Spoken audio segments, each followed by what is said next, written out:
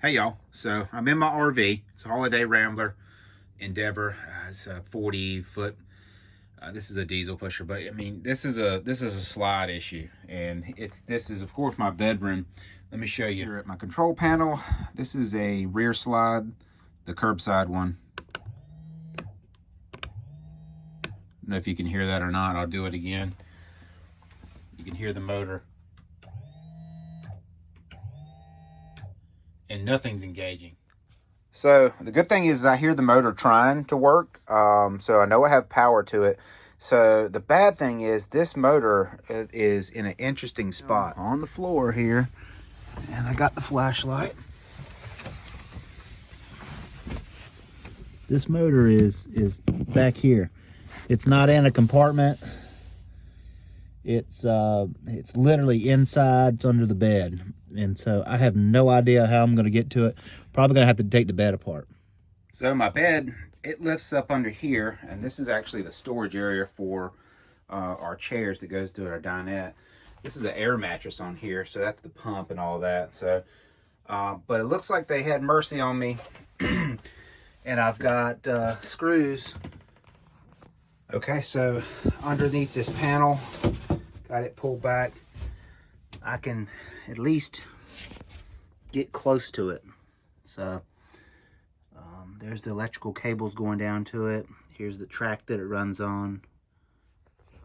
All right, y'all. So I've struggled to get to the motor and to get it, the slide out, that is, because this was, my slide's all the way out now, but this motor, that it was, and it's taken, the cover's taken apart now here because I wasn't filming while I was working.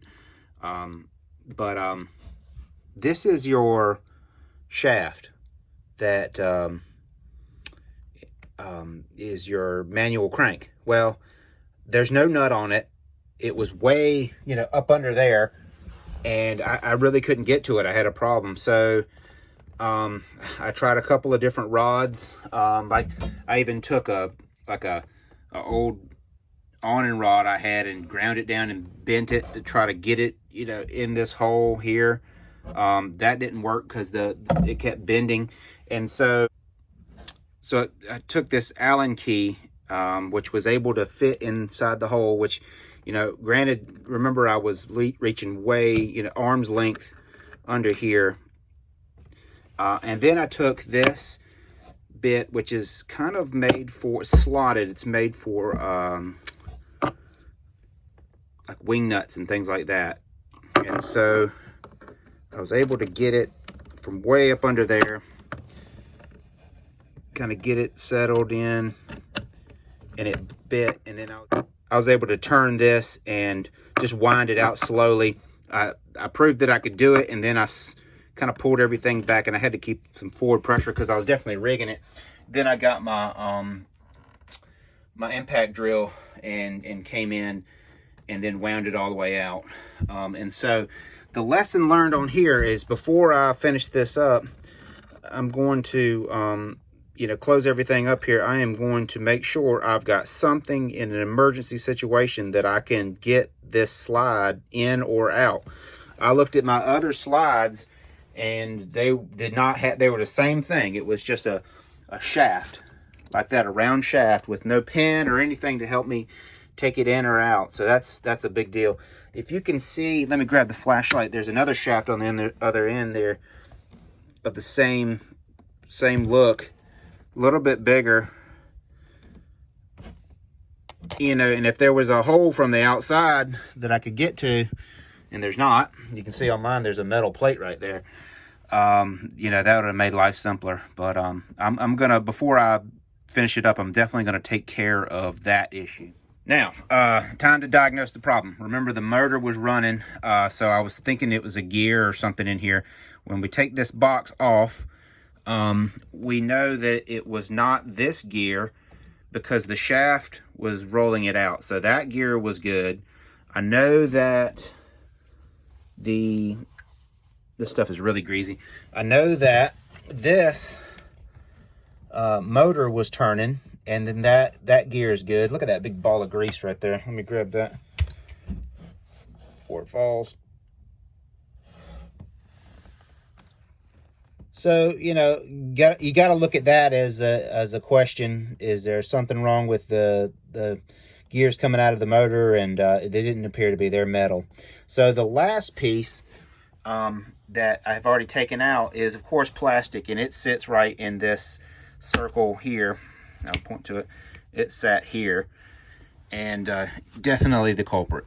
Plastic, gonna break, and you can see right there, that's the crack. And so I put it on there just to see how it behaved, and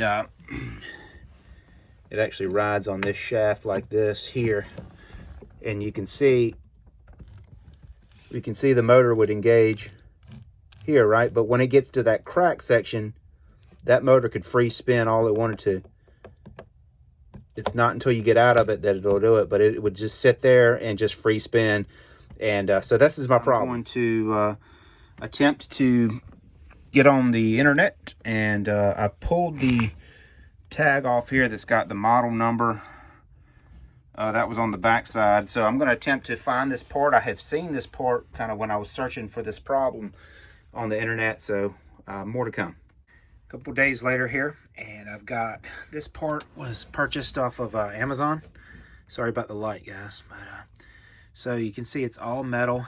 This was like 26 bucks, where this one is nylon, and the metal, of course, on the inner sprocket. But you know, I'm gonna get it back together and get some of the grease on it and make sure it works. Everything seems to line up, the right teeth and everything, so we'll see how it goes. All right, so this just slides on right here. You know, first little look here, you can see it. This is the shaft for the electric motor. You can see it's engaging it well. Then I'm going to bring this piece in and bolt it back up. But that's a big glob of grease right there. I'm going to go ahead and grease this whole piece up. Probably going to test this, make sure it works, and then re-grease it after. All right, so I had it kind of sitting in there backwards. This piece actually just sits behind this right there. You're going to line up this shaft right there, and it will go in. Then you're going to get that shaft kind of lined up, and it just takes some working back and forth. I had to work this back and forth to get it to kind of line up real nice. And looks like it's together there now, and I'll get it tightened up. And there was a lot of grease in there, a lot of kind of slung to the periphery of the box there. So I just took that grease and got that metal gear nice and lubricated there. So I think that's going to be enough. I don't think I'm going to have to go back in here and re-grease. All right, let's got that back on there and tightened up, and let's get it plugged back together. And let's go see. Moment of truth. Let's see if this thing works. All right, I got the bed there. I'm going to hit the motor in like a champ. All right, so that was the fix. Before I get this all kind of wrapped up, I'm definitely going to do something here because this was a pain. I'm going to order some of those nuts that go on here, and I replaced this nylon part, or the plastic one here, with the metal one for two reasons. The metal one is like 26 bucks. This one, you know, I think you can buy this part brand new. You know, it gets on up there. It's a lot more expensive. So anyway, I don't know if the metal one, there's a reason they made that plastic. You know, and you worry about your teeth on that slide kind of grinding and wearing out over time. But this plastic one lasted, this is a 2008, this 2023. I mean, it lasted a long time with a good amount. We have I would say an average amount of use. And, you know, so I think that metal one's probably going to last at least the life of this motor here. So, but I'll keep an eye on it and listen to it and be more sensitive, and maybe even grease it in about a year to see if it's doing anything crazy to the teeth. But that's all I got, guys. Thanks for watching.